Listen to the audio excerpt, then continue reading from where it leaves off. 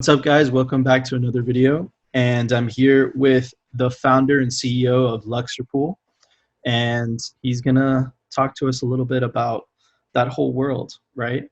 Let's get started. For having me on.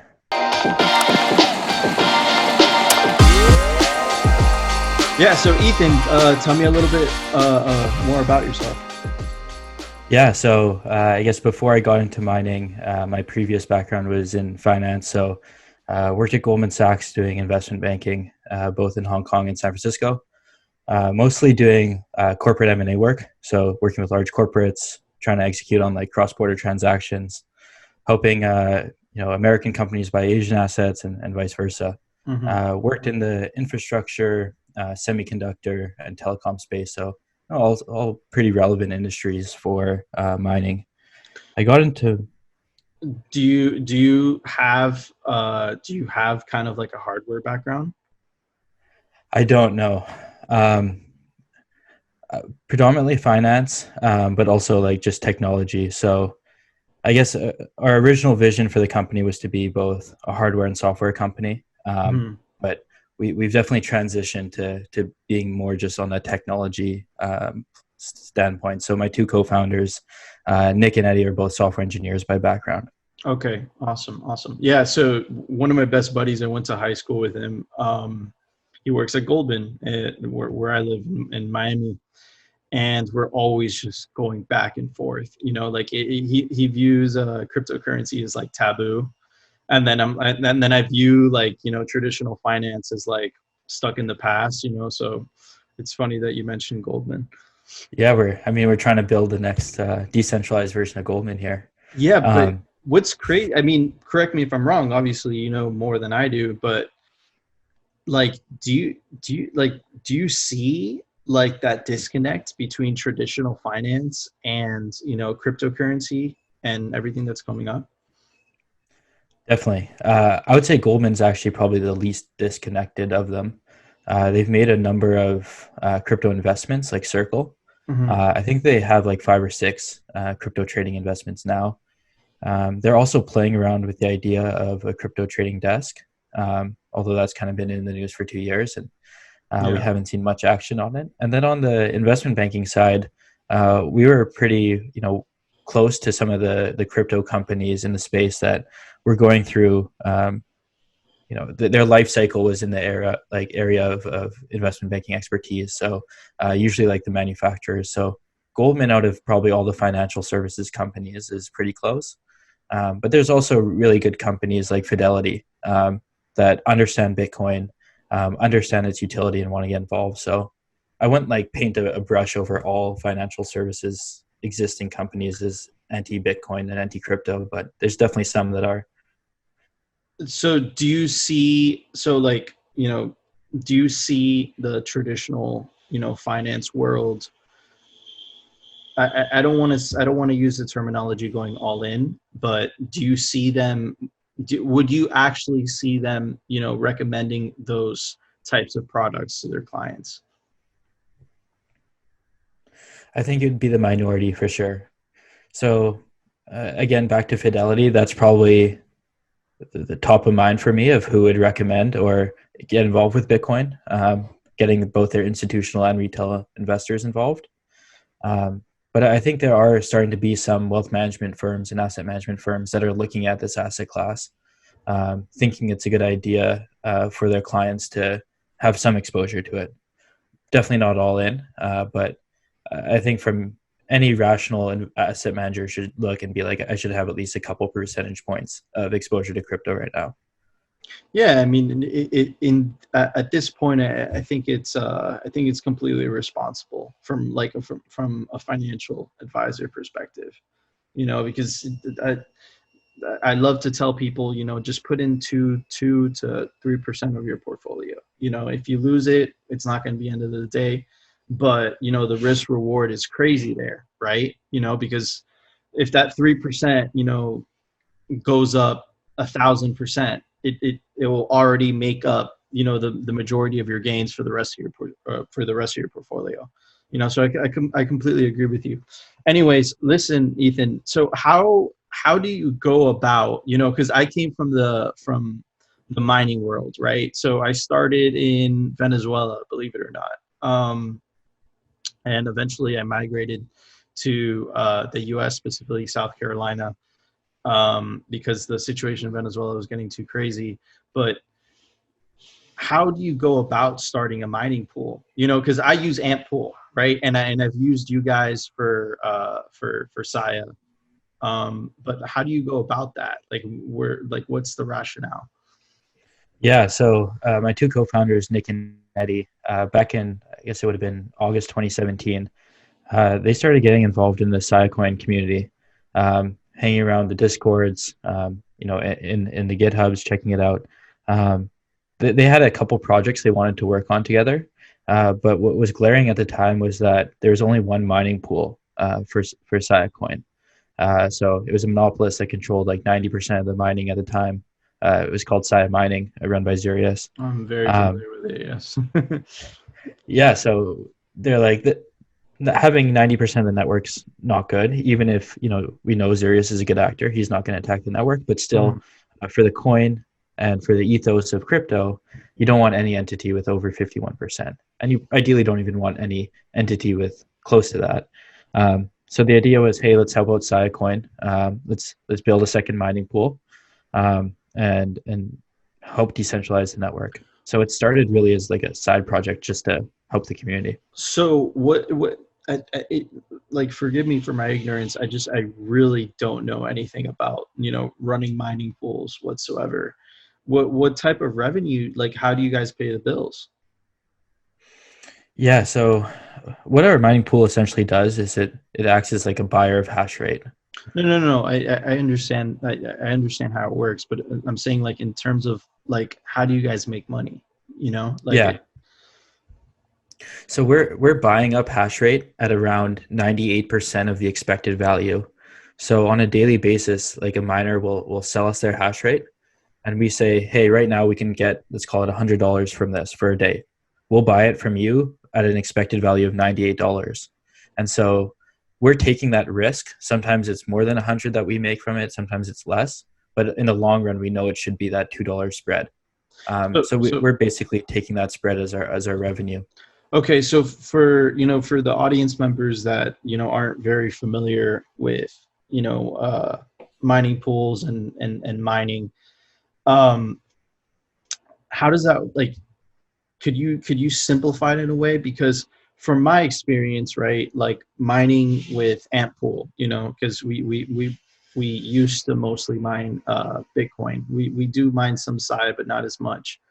Um, like, from the perspective of the miner, we're just, like, obviously you have to put in the address, and then it's mining to that pool, and then you get a payout every so often.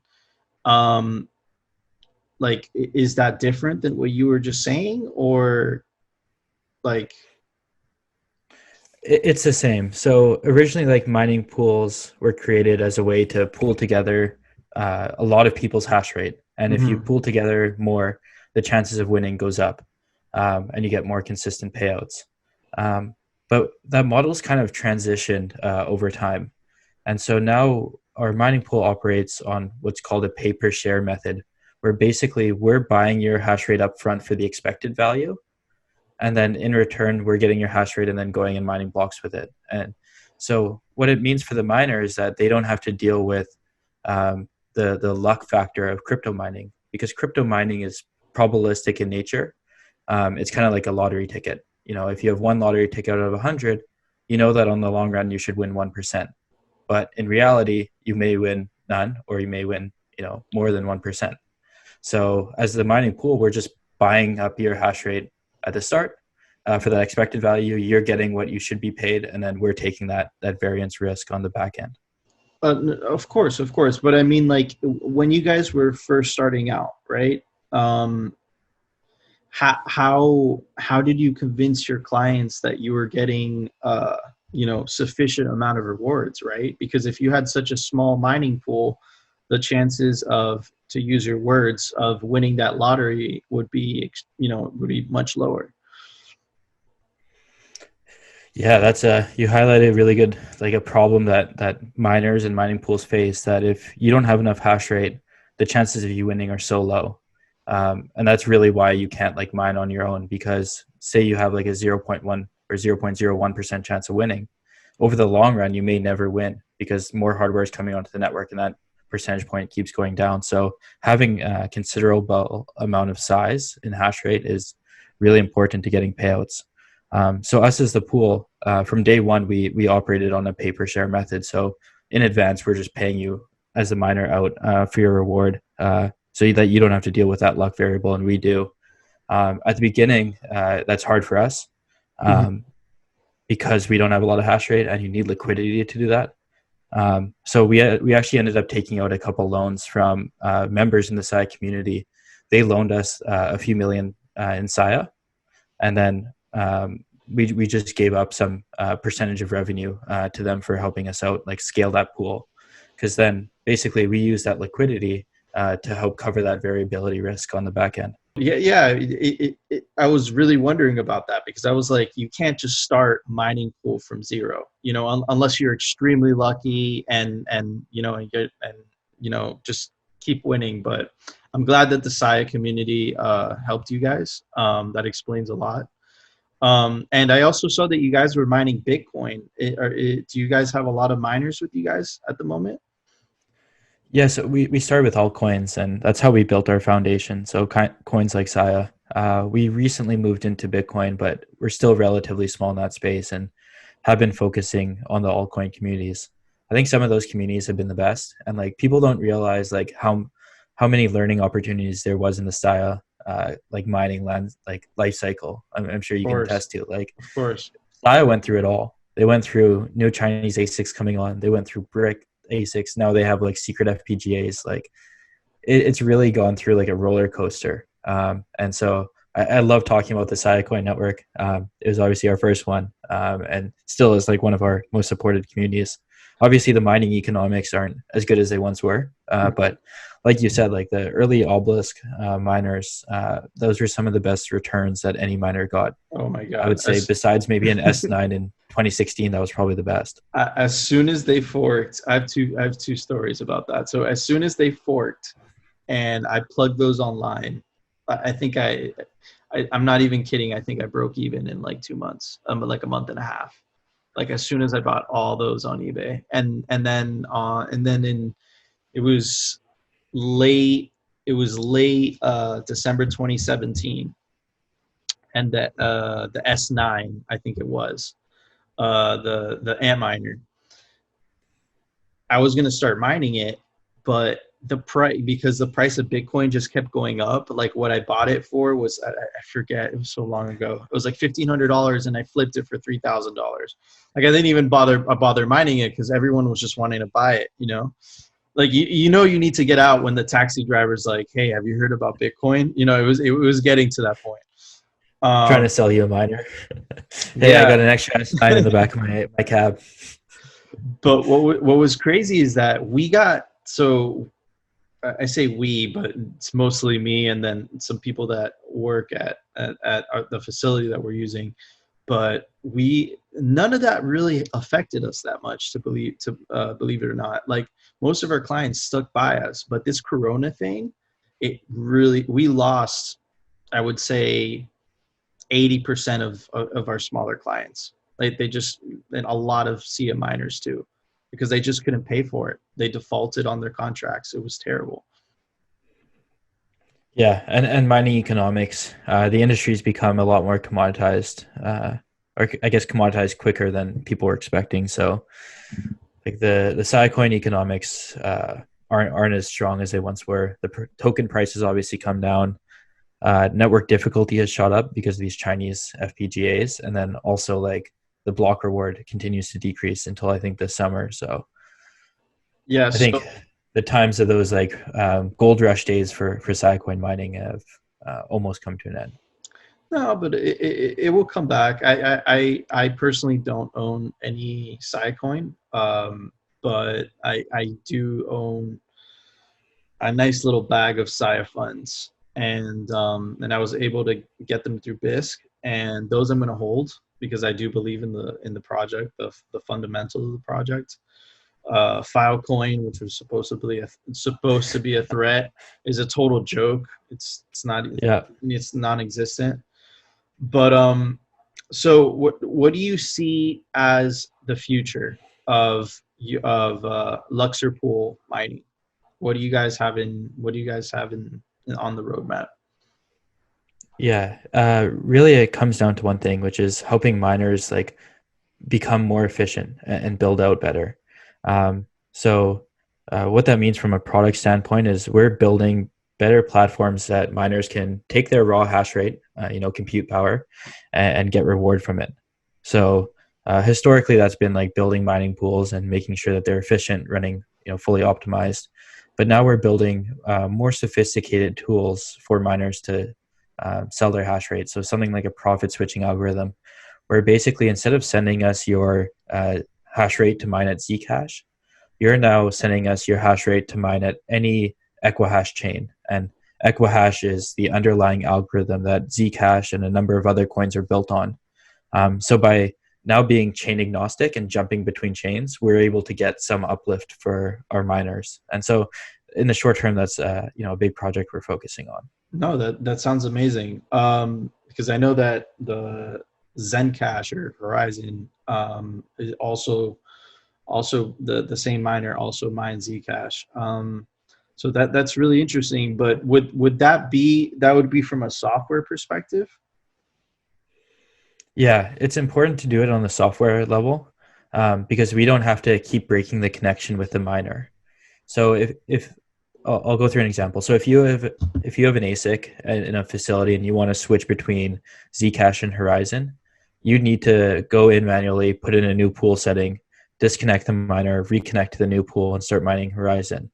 And so that disconnect can lead to significant downtime. And if you're trying to switch a lot, that can start to add up. And potentially it may not even be profitable for you anymore to do those switching techniques.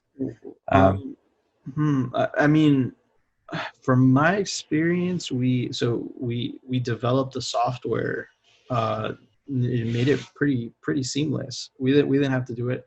Of course, obviously, you have to wait for the ASIC to boot up again, but it was pretty seamless. It wasn't as bad as you'd think. Switching between different currencies. Yeah, I guess it depends what if you built a good program for it, you can definitely make it seamless. But there'll always be that disconnect if it's done on the miner side.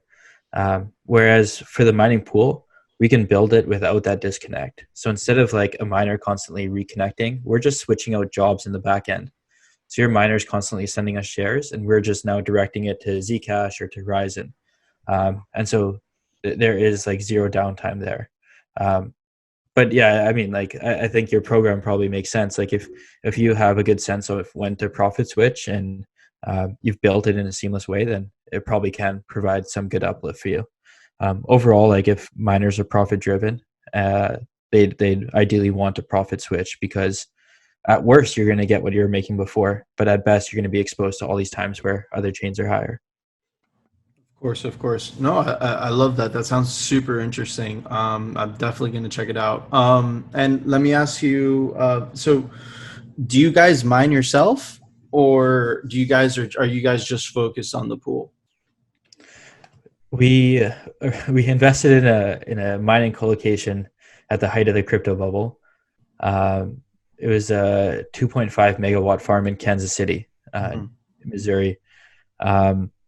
We launched in like April 2018, and I'm sure you can probably say the same thing. It was crazy back then. Like we filled it out in like a week. I was like standing at the loading bay and like 30 miners would show up and I'm like, whose miners are these? I have no idea. And I get a call, hey, did you get my miners? I'm like, who are you? Like you just sent me $1 million worth of equipment. Like I've never talked to you before. Yeah, it was pretty wild. 2017 was pretty wild to say the least. Yeah, that's interesting But days. yeah, oh my God, I don't even know where to start. It didn't end up going so well. We were kind of ill prepared to deal with that demand, and we launched like right at the beginning of Missouri summer. I guess if there's two things you don't do in life, it's like attack Russia in the wintertime and launch a colocation in Missouri in the summer. So that ended up going badly. We folded after 9 months. called our customers. We're like, hey, we'll do free shipping to like our partner colocations, and then we just folded the business. So right now we're completely focused on software. So let me ask you something. So what are your opinions about the, you know, the hashing centralization in China? I'm just asking. I'm just asking this because you run a mining pool. So Yeah, it's top of mind for us. And I often talk to like Bitcoiners or crypto people. I'm like, you're like entering careers into crypto, or you're building businesses or investing capital, but you're ignoring like the infrastructure layer. And so there could be like layering security concerns at the infrastructure level, and these risks that happen that could make your entire investment or your entire job decision worthless. So this is like a point that I bring up a lot with people even outside the mining community, is that there are fundamental issues right now in the mining community that need to be worked on. And probably the main one is centralization in China. I do foresee that as a risk. I usually break it down into like three parts, like manufacturer centralization, like who is actually building the machines, uh, hash rate production, so the mining farms, but then also management of hash rate, the mining pools. And I think people don't talk about the mining pool centralization enough. And that's where I see most of the risk. Basically, like three entities in China control over 50% of the network. It's around like 65 right now. All of them have corporate headquarters in Beijing. So if the CCP really wanted to, and because they launched a central bank currency, they want to squash anything that's not that, and they don't have control of, so they want to go after Bitcoin. They could easily just bring in like three individuals with their laptops, 51% attack the network, and destroy confidence in it. of course, I have a little bit different perspective, just because the fact that the US and China are, to say the least, not in good terms right now. As soon as one country, let's say like the US just declared an outright ban on cryptocurrencies, China would take up the spot. China would be more than happy to fill that spot up, right? And the same goes to if China which they banned trading, but they didn't ban the possession of it. And a lot of Chinese are still using it to, since the country has capital controls, to get money out of China. A couple friends of mine have done it. It kind of creates this Mexican standoff, because as soon as one country says, no more cryptocurrency, no more Bitcoin, first of all, it's never ended well. And second of all, it creates an advantage to other countries. So I hear what you're saying. But it's, it's kind of hard. Like, if all the governments in the world were collaborating, then I could see that happening. Yeah. It's hard to say how the CCP will view Bitcoin in the long run. I would put like what I labeled as that threat as small, less than a percentage point, I think, a probability of happening. Yeah, it's unclear. I mean, you and I love Bitcoin. But CCP, like if they launch this central bank currency and they want to monitor every single person's transactions, they want no one to, skirt their capital controls. Maybe, I don't know. But I see your point too, that Bitcoin's a valuable asset. And so if they're not involved with it, the Americans will just take it up and run with it. Yeah, I mean, we can get into the whole rabbit hole of like what a central digital currency is. We can get into that whole discussion, but kind of want to focus more on the pools, because I really don't know much about it, and I feel like my audience doesn't know much about it. So, what is the day-to-day life like? What is the maintenance like? What do you have to do in order for Luxor Pool to operate correctly? Yeah, so the majority of work on our end comes at the beginning, which is building the pool. So we took a different approach than a lot of other mining pools, and we built it all from ground up. Versus a lot of the pools you see now are just they just bring in open source code from like various products, mash them all together, and then they have their multi-coin pool. Versus us, who like wanted to build it up, off Google Cloud infrastructure and just make it more scalable. So the majority of our work as pool operators is really in the building of the pool. And then from a maintenance perspective, we are involved. Every time a new machine comes out, we either want to buy one ourselves to test it, or we want to work with someone who has one to make it sure that it's like running at 99% efficiency or above. Make sure there's no like stales or rejects. So that's like ongoing. Every time a new machine comes out, Bro, we're that's really hard, man. I feel like that's non-existent. A machine yeah, with no stales or rejects. it is tough. I mean, these ASICs aren't built very great. There's still a lot of room to grow in terms of like technology. If somebody like Samsung came in, they would just blow out the existing ASIC manufacturers out of the water because the quality of the machines are still not there. I mean, they're Yeah. good for like crypto standards, but Mhm. compared to like traditional industries, they're not built the greatest. Yeah, yeah, definitely. I was actually, just to sidetrack a little bit. I was thinking about it. I think that if Steve Jobs were still alive today, I think that Apple would have already released a hardware wallet, like a dedicated hardware wallet, because it's just, bro, that's something he would do. Maybe you think I'm crazy. Call me out. I don't think that's crazy. I'm looking at my ledger right now. Like that'd be nice with Apple branding.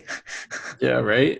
It's, They could make a sleek design. and it's a no-brainer because it would connect to their iPhone. Like, I think personally, I think it's inevitable. Like the big companies like Samsung, Google. I'm not a huge fan of Google, but like Google, iPhone. Like if they just, not iPhone, but like Apple, like if they came out with their own dedicated hardware wallets, and like most of the hardware wallets that are on the market right now, they're using, they're using general purpose secure elements, right? Like they're not using dedicated, custom built secure elements, right? So I don't know, that I think that would be super interesting. Anyways, It'd be sleek for sure. Yeah.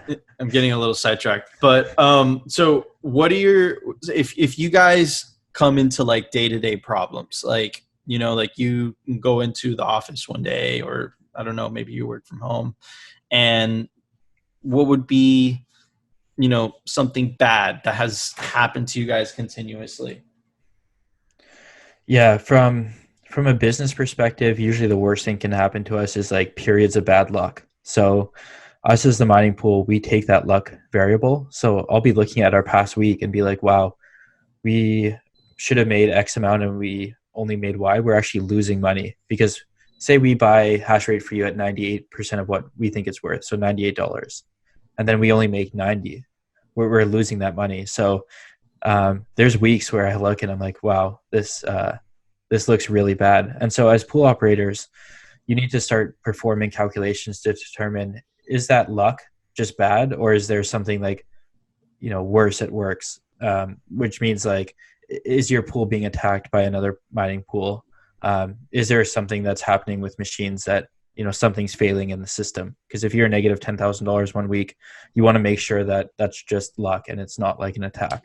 So those are the weeks that we're probably the most nervous as a team, and really kind of looking through our operations, making like doing our checks to make sure that we're not being attacked, because we have been in the past. So it is quite scary for us. Could you go into a little bit more detail about what that means, like being attacked by another mining pool? Like that sounds crazy. That sounds like war. Yeah, the hash rate wars. So basically, one of the most common attacks is called a block withholding attack, and Block. it's often done from mining pools to each other as a way to bankrupt them. So what a mining pool will do is they'll spin up a bunch of new miners and new user accounts with us. They'll send us hash rate, and we'll be paying them out for that hash rate. But what they've done on their miner side is that they've put in this program where anytime they submit what's going to be a valid share and a valid block, they'll just discard it. So they're basically sending us all their garbage work, all the work that won't actually result in revenue. And then every time there is a share that's going to result in revenue, they'll discard it. Um, and so what ends up happening is that we pay them out thousands of dollars for their work, but we get nothing in return. So it's a way to kind of bankrupt your competitor pools, which has happened to us a couple times in the past. So I'm assuming most of those attacks come from China, Chinese mining pools. Most of our competitors are Chinese. I would say like 90-95% of our competitors are based in China. And you guys are mostly focused on altcoins, right? You're mostly, you obviously you started with Sia. I remember when you guys first launched, I literally switched over. I was like one of the first. But Thank you. so you guys are still focusing on altcoins. We're moving more into the Bitcoin space now. Okay. So a lot of focus. I guess our team calls ourselves like Bitcoin rationalists. Like we know that Bitcoin is going to be the predominant player moving forward. It's always going to dominate crypto. It's kind of solidified its position, but we also think that there's room for all these other really cool projects, most of which are built on proof of work. Things like Siacoin, things like Decred, Zcash is cool. There's a couple new really awesome proof of work projects coming out like Nervos and Handshake. So I think for us, like we recognize that the biggest economic opportunity and the biggest market is Bitcoin, but we also don't want to forget, our roots, which is the altcoin community. So Of course. we're doing both moving forward. Okay, cool. And do you guys have any more future plans before we wrap it up? I guess the last, like our grandiose vision is that we want to build better financial instruments for miners. So miners right now, like if you're a big mining operation, you invest $1 million into your build out and your capex, and sometimes that risk pays off, sometimes it doesn't. A lot of the time, it doesn't because the underlying asset in which you're producing, the compute power, that value is pretty volatile. It's about 3 times more volatile than Bitcoin itself. So I think that's actually that volatility mixed with the lack of financial tools available to miners has meant that there's been less capital invested in North America. North American investors are still kind of skittish of putting money into such a volatile industry. So our thought is that if we can help build these financial tools that help miners like hedge some of their risk, then we can start to see more capital coming into the space and hopefully more mining happening in US and Canada. Yeah, I would love that too. I just the the problems that I've been seeing are the Chinese the cost of electricity they have is so low. There's only a couple places in the U.S. that can compete with that, and then the tariffs. The tariffs screwed me over like you have no idea. I think I paid like $20,000 in tariffs to Trump before because I didn't know they were being implemented, and they got implemented, and then I got a bill. They're like, do you want us to send this back, or do you want to pay for it? And like it ended up being, I think I lost some money. I didn't lose all of it, but it's hard, and unless they lift those tariffs, I don't see American miners coming in, like unless it's Bitfury or any one of those guys, right? Yeah, it's a 25% right now, right? From good ship from China to the US. I think there's some ways around it. Like Bitmain has facilities in Thailand now that they're trying to get around some of these. But overall, most of these manufacturers, they're trying to go public in New York. Like we already saw Canaan go public. eBank just filed. Bitmain, we know, really wants to go public. So Yeah, but hard. they did some sketchy. They did some sketchy shit. Forgive my language. Oh, no doubt, yeah. But as part of that, they like their investors want them to expand overseas, so they are incentivized to sell to American miners. Of So course. hopefully they find ways around that. I agree with you; it's been a huge point so far. In terms of the electricity price, like Texas is booming right now. It was like a little bit slow off the start, but now people are getting really cheap power, like sub 2 cent US. So some of the cheapest in the world in Texas. Yeah, so because of the natural gas, and we were also looking at upstate New York too, which is also like really, really, really awesome in terms of power costs. But I did hear the same thing that you said, which is Texas is booming. Um, but anyways, one last question, and this is like a CryptoKreamers tradition. What is your favorite ice cream? And don't be that guy that says I don't like sugar, because we've always got an answer from someone. No, I was gonna say like cookie dough or maybe like espresso. Cookie dough. All right, but like Yeah, what brand of cookie dough? I have this summer place that I go to every summer. It's like a small chain in like northern British Columbia, Canada. Okay. If you, it's probably the best ice cream I've ever had, hands down. I believe it. I believe it. There's this biker gang called Hell's Angels. I mean, they're global, but they have their huge chapter in Kelowna, and so you'll like drive past this ice cream shop, and there'll be like 50 like bikers with like huge beards, leather jackets, all just licking ice cream. That's when you know it's good. Anyways, thank you guys for watching. This is Ethan Vera, CEO and founder of the Luxor Pool, and this is BITVOLT 7 from the CryptoKreamers, tweeting out.